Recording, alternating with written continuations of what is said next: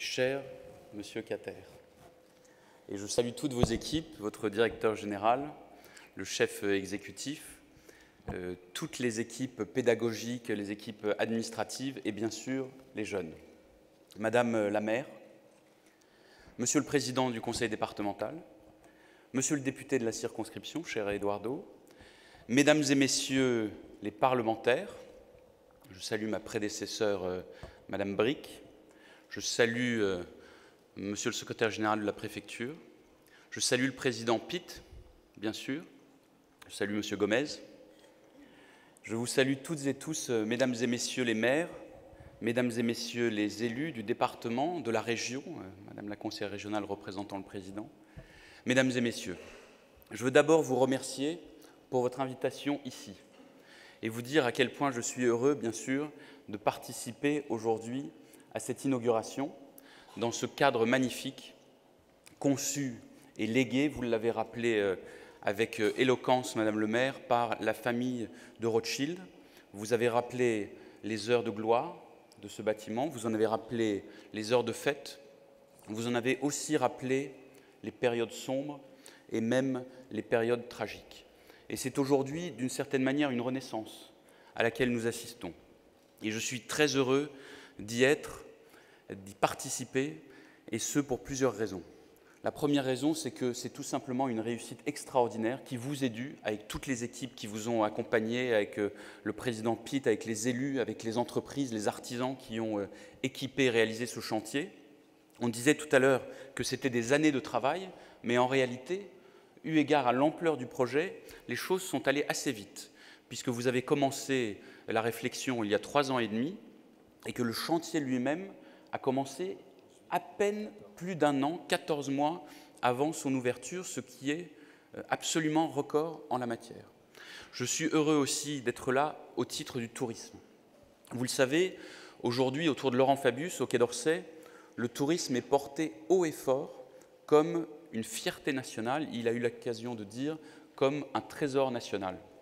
Il ne peut pas être ici avec nous ce soir, il est en Chine avec le président de la République, mais il m'a bien sûr demandé aussi de vous saluer et de vous dire toute la fierté qu'il avait de cette réalisation. Le tourisme, ce sont dans notre pays 2 millions d'emplois, des emplois magnifiques partout en France, partout sur notre territoire, des femmes, des hommes qui créent, qui travaillent dur et qui travaillent avec passion. Et c'est ce que l'on sent aussi à travers les jeunes qui sont ici présents, qui se lancent dans la gastronomie, qui se lancent dans l'hôtellerie et qui se lancent dans le luxe. Ce sont des secteurs qui sont, au meilleur sens du terme, identitaires de notre pays, parce qu'ils contribuent à notre commerce extérieur de manière positive, et le luxe fait partie des excédents commerciaux, à côté d'un certain nombre de grandes filières d'excellence françaises classiques.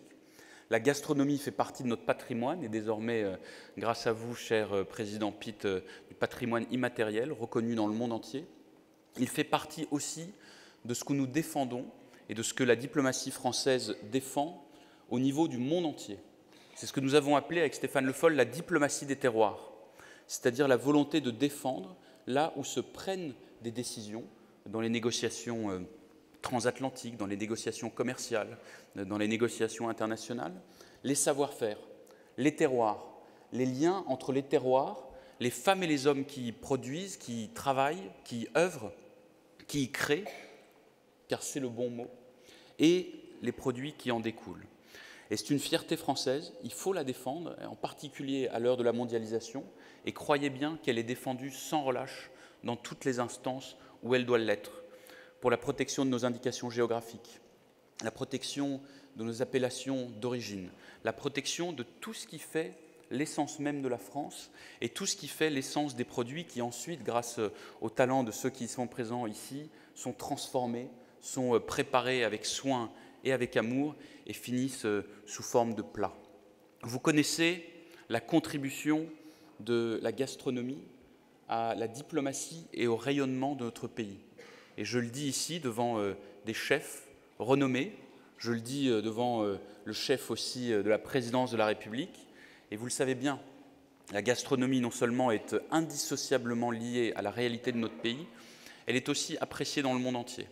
Et c'est pour ça que Laurent Fabius a décidé la création de Goût de France, la semaine Goût de France, qui dans le monde entier présente les savoir-faire français. Ce sont des chefs français et étrangers qui réalisent des repas à la française. Ça a eu lieu au mois de mars de cette année. Ce sera pérennisé sous forme désormais de fête des patrimoines à l'occasion de la fête du patrimoine. Et le lieu dans lequel nous sommes symbolise on ne peut mieux ce lien entre patrimoine matériel, patrimoine historique, culturel, et patrimoine immatériel, patrimoine gustatif, patrimoine gastronomique. Et puis je suis aussi très heureux d'être ici ce soir parce que nous sommes avec des jeunes.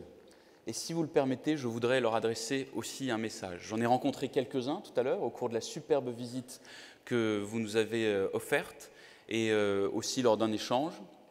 Ils sont là avec passion, avec une très grande fierté d'étudier ici, et on peut les comprendre.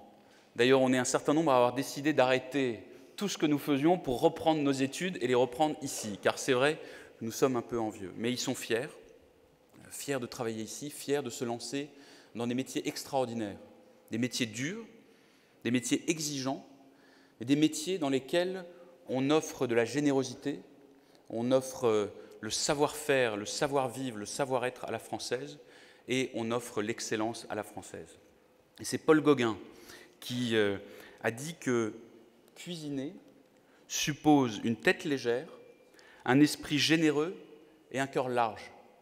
C'est ce que je ressens ici, dans les jeunes qui se lancent dans la gastronomie, dans les jeunes qui se lancent dans l'hôtellerie et dans les jeunes qui se lancent dans le luxe. Et je veux les saluer, leur dire de ne renoncer à rien de leur passion, de leurs envies, de leurs rêves. Ils se lancent et ils ont parfois dû se battre, vous me l'avez expliqué, cher Monsieur Kater, pour pouvoir suivre cette formation, se battre contre parfois des préjugés, alors que ce sont des métiers d'une noblesse absolument incommensurable, se battre aussi parfois contre des voies qui étaient toutes tracées, mais qui n'étaient pas les leurs. Et ici, ils pourront réaliser leurs rêves, se réaliser eux-mêmes, choisir la vie et le destin qu'ils ont tracé. Et donc je veux vous saluer et vous adresser au nom du gouvernement, bien sûr, et en mon nom propre, tous mes vœux de succès et tous mes vœux de réussite.